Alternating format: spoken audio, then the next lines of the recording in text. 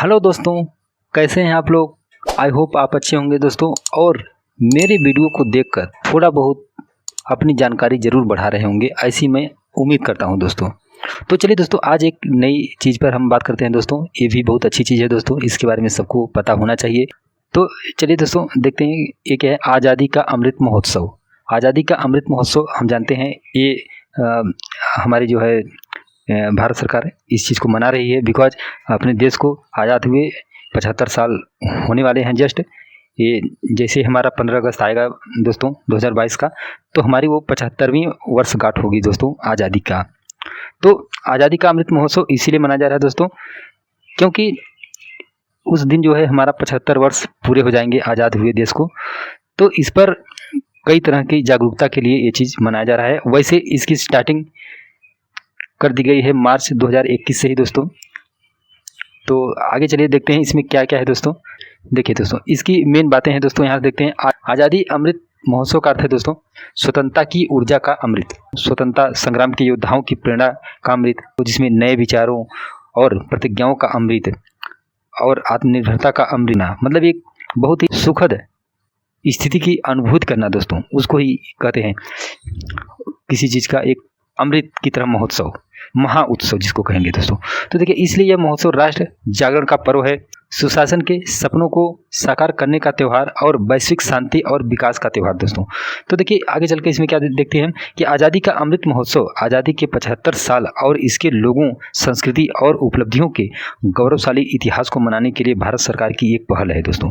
तो जैसा कि मैंने कहा, अपने ही लोगों के लिए और अपनी संस्कृति के लिए जो हमारी उपलब्धियाँ हैं आज तक, उसका अपना एक अलग ही गौरव का एहसास होता है। तो उसी का जो भी इतिहास रहा है उसको मनाने के लिए ये भारत सरकार की एक पहल है। इससे हर नव युवा में, हर व्यक्ति में इसके लिए जागरूक होना जरूरी है दोस्तों।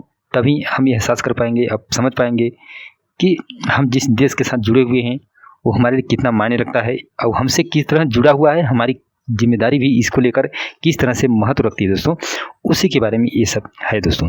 तो आज़ादी का अमृत महोत्सव की आधिकारिक यात्रा 12 मार्च 2021 को शुरू हुई। जैसा कि मैंने कहा कि मार्च 2021 से शुरू हुई, 12 मार्च से, जिसने हमारी स्वतंत्रता की 75वीं वर्षगांठ के लिए 75 सप्ताह की उल्टी गिनती शुरू की और 15 अगस्त 2023 को एक साल के बाद समाप्त होगी दोस्तों। तो ये अगले साल यानी 2023 में दोस्तों 15 अगस्त को ही जाकर इसकी कह सकते हैं समाप्ति होगी। इतना बड़ा महा उत्सव है दोस्तों। आज़ादी का अमृत महोत्सव के 5 विषय निम्नलिखित हैं दोस्तों। तो उन 5 विषयों को हम जानते हैं कि क्या क्या इसके मेन विषय हैं दोस्तों। देखिए, 5 विषय दोस्तों हमारे लिए जानना बहुत ज़रूरी है दोस्तों। तो पहला तो है स्वतंत्रता संग्राम, फ्रीडम स्ट्रगल दोस्तों। इसमें क्या होगा, इतिहास में मील के पत्थर, गुमनाम नायकों आदि को याद करना। मील के पत्थर मतलब जो स्वतंत्रता संग्राम में योगदान दिए, जिस तरह से जो आज की डेट में मील की पत्थर की तरह वो हमारे लिए माने जाते हैं, एक मिसाल की तरह हैं, उनकी याद में दोस्तों, और गुमनाम नायकों की याद आदि को याद करना, इसी को स्वतंत्रता संग्राम कह सकते हैं। उसी से रिलेटेड विषय पर भी बात होगी दोस्तों, जागरूकता के लिए उस पर पहल होगी दोस्तों। और दूसरा है विचार, आइडियाज। देखिए, आइडियाज पर ही भारत ने अपने आप को एक नया शेप दिया है, हम जानते हैं। तो भारत को आकार देने वाले विचारों और आदर्शों का जश्न मनाना। तीसरा है समाधान यानी रिजॉल्व, किसी तरह की स्थिति परिस्थिति को रिजॉल्व करना, उसका समाधान ढूंढना। तो उसमें क्या है, विशिष्ट लक्ष्यों के प्रति प्रतिबद्धताओं को सुदृढ़ करना। तो दोस्तों, किसी प्रकार का जो अपना लक्ष्य लिया गया है दोस्तों, जितने भी तरह के समय समय पर लिए जाते रहे हैं, एक प्रतिबद्धता रहती है, तो उसको किस तरह से सुदृढ़ बनाएं ताकि वो समय पर पूरा हो सके दोस्तों, ये बहुत महत्वपूर्ण बात हो जाती है। तो उस मुद्दे पर भी बात होगी दोस्तों।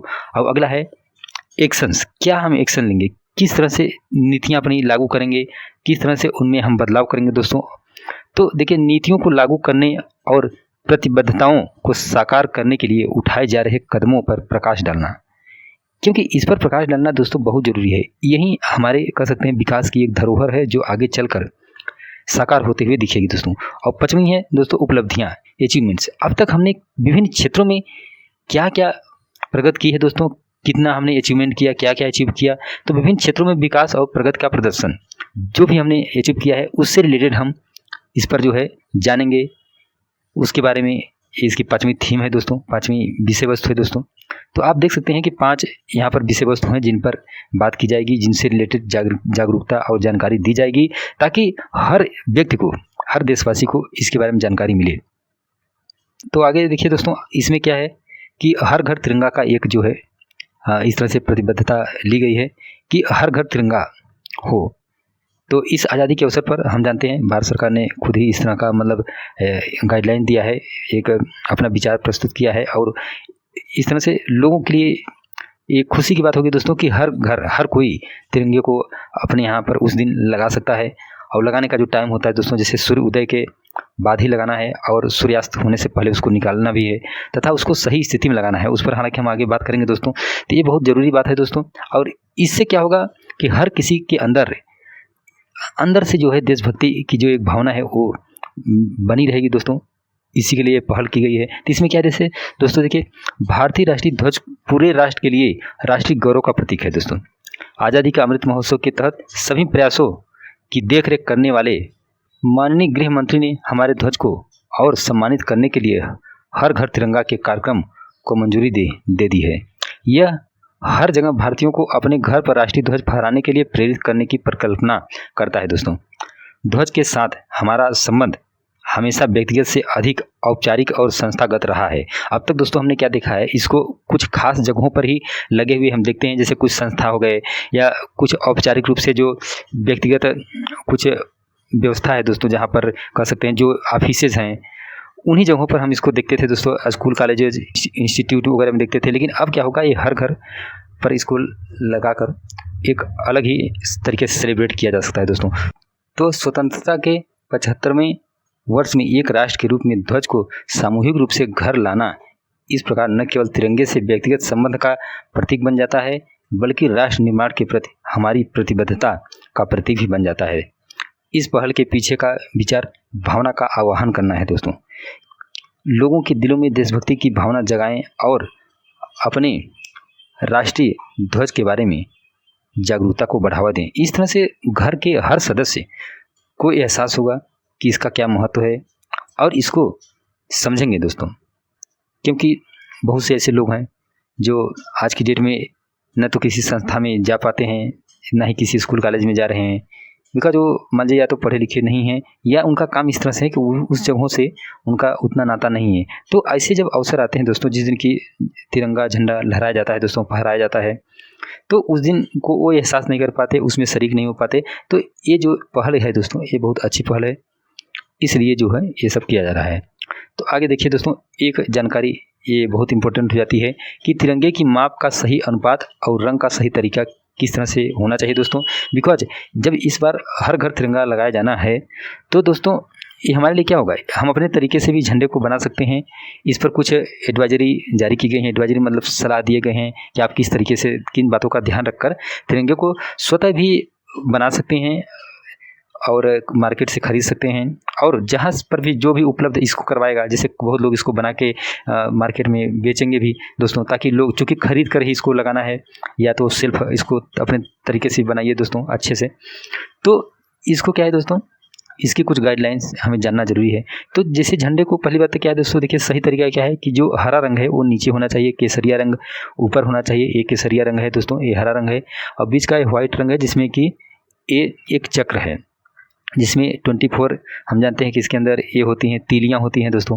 तो ये एक सही तरीका है दोस्तों। कई बार क्या होगा, अगर मिस्टेक से जिसको आइडिया नहीं है तो वो झंडे को उल्टा बना सकता है, हो सकता है वो केसरिया नीचे कर दे, हरा रंग ऊपर कर दे। तो ये एक गलत तरीका है दोस्तों। देखिए मैंने यहाँ पर बताया हुआ है इस तरह से कि ये गलत तरीका है, रंग तरीका है दोस्तों। तो इसको आपको याद करने का सबसे बेहतर तरीका क्या है दोस्तों, कि जो हरा रंग है यानी कि ज़मीन का जो रंग है दोस्तों, तो हम जानते हैं कि जो हरियाली होती है, जो फील्ड होते हैं, हरे भरे खेत होते हैं दोस्तों, वो ज़मीन पे होते हैं, नीचे की साइड में होते हैं। तो इसलिए इससे हम कोरिलेट कर सकते हैं कि हरा रंग जो रहेगा झंडे में वो नीचे ही रहेगा। ठीक है दोस्तों। तो चलिए तिरंगे से संबंधित मुख्य बातें हैं दोस्तों। और एक चीज़ मैं यहाँ पर ध्यान दिला दूँ, ये देखिए ये बहुत ज़रूरी है दोस्तों, थ्री टाइम्स या 2 टाइम्स। मतलब इसका मतलब है दोस्तों कि जब हम झंडा बनाएंगे, अपने तरीके से बना रहे हैं, तो उसका ये जो माप का सही अनुपात है दोस्तों वो बहुत ज़रूरी है। जब हम झंडे को बनाएंगे दोस्तों तो क्या होगा, जैसे अगर आप फीट में बनाते हैं तो 3 फीट इस तरह से लेंगे, इसकी जो कह लीजिए कि इसकी इस कंडीशन में इसकी चौड़ाई हो जाएगी 3 फीट और इसकी लंबाई यानी ऊंचाई इसकी अगर हम देखेंगे तो 2 फीट रखेंगे, यानी कि 3:2 के रेशियो में रहेगा। 3 संबंधित 2 के अनुपात में ये दोस्तों बनेगा। तो हो सकता है वो आपका 3 इंच भी हो सकता है, वैसे तो 3 इंच बहुत छोटा हो जाएगा, लेकिन फिर भी मान लीजिए अगर 3 इंच का बनाते हैं तो 3 इंच इधर लेंगे तो नीचे साइड में 2 इंच लेंगे दोस्तों, ये माप होनी चाहिए। तो वैसे 3 इंच लेंगे, जो भी माप आप लेंगे, जैसे आपने 6 इंच का उठा रखा है स्केल, उससे नाप रहे हैं, तो अगर इधर 6 3 18 है, अगर इधर 18 इंच आप ले रहे हैं दोस्तों, तो इधर 6 दूनी 12 इंच लेना पड़ेगा, ताकि उसका अनुपात बना रहे, जैसे 3:2, यानी 3 संबंधित 2 का अनुपात, ये बनाना बहुत जरूरी है दोस्तों। तो ये इसके बारे में एक खास बात थी दोस्तों। ठीक है, आगे चलिए देखिए तिरंगे से संबंधित मुख्य बातें क्या है दोस्तों। तो राष्ट्रीय ध्वज को बनाने के लिए किस सामग्री का उपयोग किया जा सकता है। तो पहले क्या होता था दोस्तों कि जो राष्ट्रीय ध्वज संहिता 2002 थी, उसके अकॉर्डिंग क्या हुआ था दोस्तों, कुछ अलग नियम थे, उनको जो है खादी कपड़े से ही बनाया जाता था, पहले की बात है। लेकिन अब जो है इस तरह से कुछ बदलाव आ गया दोस्तों। यहाँ देखिए 30 दिसंबर 2021 के आदेश द्वारा संशोधित किया गया था और पॉलिएस्टर या मशीन से बने ध्वज से बने राष्ट्रीय ध्वज को अनुमति दी गई। अब राष्ट्रीय ध्वज दोस्तों हाथ से बुने या मशीन से बुने जा सकते हैं, जिसमें कपास, पॉलिएस्टर, ऊन, रेशम, खादी, ये सारे कपड़े यूज किए जा सकते हैं दोस्तों। इसमें अब कोई किसी टाइप की वो नहीं है, क्योंकि किसी खास तरह की अवेलेबिलिटी पूरे देश को तिरंगे के लिए एक चैलेंज है अपने आप में ही, इसलिए हर तरह से इसको बनाया जा सकता है, इसमें कोई रोक टोक नहीं है दोस्तों। लेकिन बाकी और जो इसके साथ है हमारी जिम्मेदारी बनती है वो ध्यान देने की रहेगी दोस्तों। क्या मैं अपने घर पर राष्ट्रीय ध्वज प्रदर्शित कर सकता हूँ? तो डेफिनेटली ये इसीलिए तो है ये। तो भारतीय ध्वज संहिता के खंड 2.1 के अनुसार राष्ट्रीय ध्वज की गरिमा और सम्मान के अनुरूप आम जनता, ध्यान दीजिए, आम जनता यानी सब, हर कोई, निजी संगठनों, शैक्षणिक संस्थानों आदि के सदस्यों द्वारा राष्ट्रीय ध्वज के प्रदर्शन पर कोई प्रतिबंध नहीं होगा दोस्तों। मतलब हर कोई इसको लगा सकता है। अपने घर में राष्ट्रीय ध्वज फहराते समय मुझे किन बातों का ध्यान रखना चाहिए दोस्तों? तो ये देखिए क्या है, भारतीय ध्वज संहिता खंड 2.2 के अनुसार यानी 2.2 के अनुसार सार्वजनिक, निजी संगठन या शैक्षणिक संस्थान का कोई सदस्य राष्ट्रीय ध्वज की गरिमा और सम्मान के अनुसार सभी दिनों या अवसरों पर राष्ट्रीय ध्वज को फहरा या प्रदर्शित कर सकता है। जब भी राष्ट्रीय ध्वज प्रदर्शन पर होता है तो उसे सम्मान की स्थिति में होना चाहिए और स्पष्ट रूप से रखा जाना चाहिए।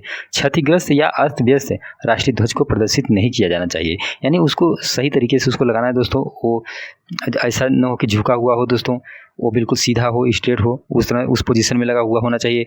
इसके साथ ही साथ उसको मैंने बताया जैसा कि उसकी डायमेंशन वगैरह सही रखनी है दोस्तों। उस पर किसी टाइप का आपने दूसरा कलर वगैरह नहीं लगा देना है कि आपने उसको हाथ आपके गंदे थे, मटमैले थे, उस पर लगा दिया आपने, किसी टाइप का छाप उस पर आपने बना दी, या उस पर कोई फूल आपने चढ़ा दिया इस तरह से, जो कि उसकी सूरत को थोड़ा सा भी चेंज कर दे रहा हो, वो चीज़ नहीं करना है दोस्तों। तो ठीक है दोस्तों, इस तरह से हम इसका ध्यान रखेंगे दोस्तों। ओके, थैंक यू दोस्तों देखने के लिए आपको, और इसके बारे में जो जानकारी मिली है आपको दोस्तों, इसका हम सभी ध्यान रखेंगे और इसमें अच्छे से हम हिस्सा लेंगे दोस्तों, और इसको अच्छे से सेलिब्रेट करेंगे दोस्तों। तो चलिए मिलते हैं अगली बार। Thank you very much, see you next time, bye.